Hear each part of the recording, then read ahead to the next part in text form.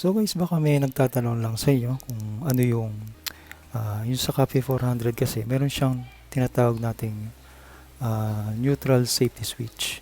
Parang sa automatic transmission lang, no? Tawag dito, ang purpose yun is para hindi mag-engage yung starter mo kapag ikaw ay naka-gear katapos hindi naka-press yung clutch lever mo. So mangyayari kasi pag aksidente napindot mo na-press mo yung starter, kakadyot yung motor mo, so pwedeng maging cause ng aksidente, no? So nilagay nila yan para sa neutral safety switch. Ngayon dun sa ang issue naman dyan, sir, paano ako magpapalit ng gusto ko na clutch lever kung wala naman akong mahanap na kamukha niyan? Pwede rin naman, as long as di-disengage mo lang to, issue short mo lang siya para ma-sense nung system na naka-depress lagi yung clutch mo.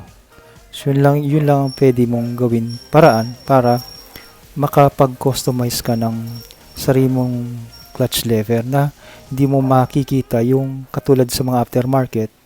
Iba kasi yung itsura nito sa loob na meron siyang pressing point para tumulak dito sa switch nito.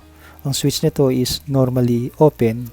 Kapag pinress mo siya, magkakaroon siya ng contact para ma-recognize ng system na nakapress yung clutch mo.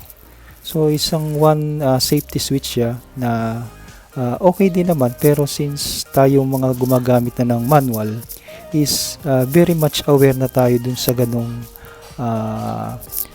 ganong sistema na kapag naka-gear ka, wag mong pipindutin yung starter mo kasi kakadyot ka kung hindi ka naka-depress yung clutch.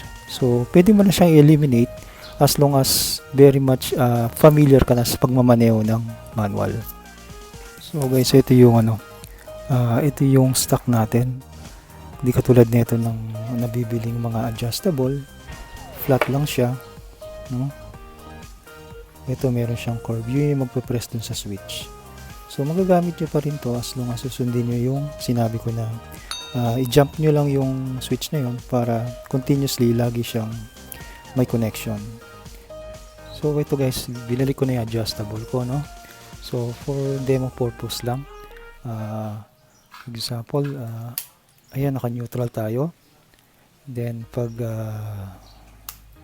click na starter natin, under siya, no? For example is naka-gear tayo. So nasa gear, first gear. So sa gantong lever, ang nare-recognize ng system is naka-open siya, bale. So since yan naka-gear na tayo, so i-press ko yung aking clutch, then try kong abutin yung aking starter, no? Which is ito. Press ko siya.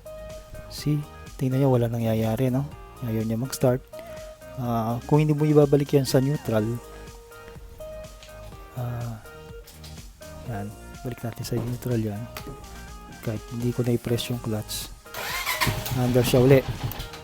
Pero once na naka-gear ka, hindi mo na yung mapapandar, no?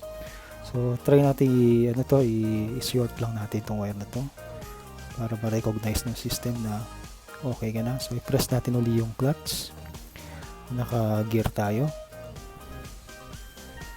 then abutin ko lang din yung aking